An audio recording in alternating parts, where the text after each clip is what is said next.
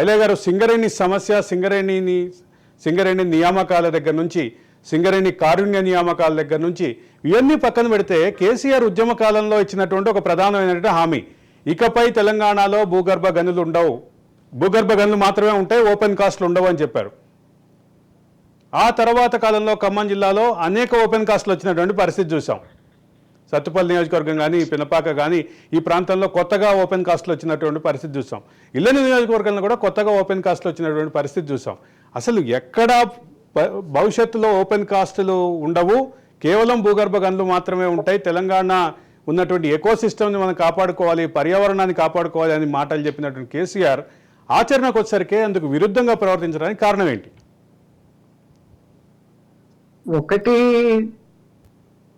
బొగ్గు బావులు తీయడం వల్ల దాంతో ప్రైవేట్ కాంట్రాక్టర్లకు ఉపయోగం ఏమి లేదు, ప్రైవేట్ వాళ్ళకి ఇవ్వడానికి అవకాశం లేదు.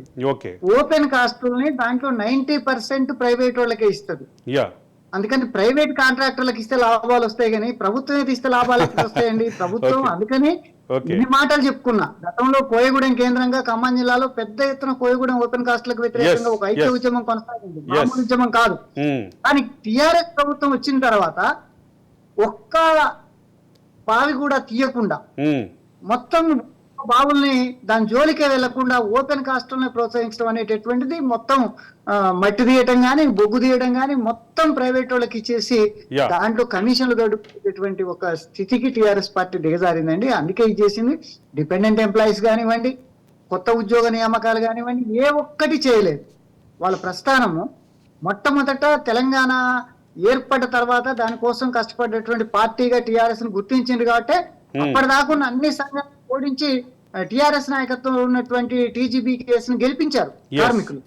కానీ వాళ్ళ డిపాజిట్ కాదు కదా, 5% ఓట్లు కూడా తెచ్చుకోలేనటువంటి స్థితికి నెట్టబడ్డదంటే సింగరేణి సంస్థకు, తద్వారా సింగరేణి కార్మికుల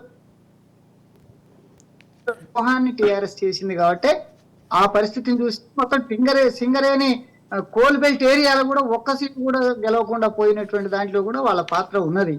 ఆ బొగ్గుని మన కాడ బ్రహ్మాండమైనటువంటి నాణ్యత కలిగిన బొగ్గు ఉంది, దాన్ని తీసుకొని జాతి ప్రయోజనాలకు ఉపయోగించుకోవచ్చు, ఎక్స్పోర్ట్ చేయొచ్చు. కానీ అట్లాంటి దానికి పాల్పడకుండా దాని ద్వారా తమ లాభాలేంటి, తమ అనుచరుల కాంట్రాక్టుల లాభాలేంటి అనేది చూసుకొని సింగరేణి కార్మికుల్ని గాలి కొదిలింది, సింగరేణి సంపదని కూడా దోచిపెట్టేటటువంటి వైఖరికి టిఆర్ఎస్ ప్రభుత్వం పాల్పడింది అనేది ఒక జగమెరిగిన సత్యం.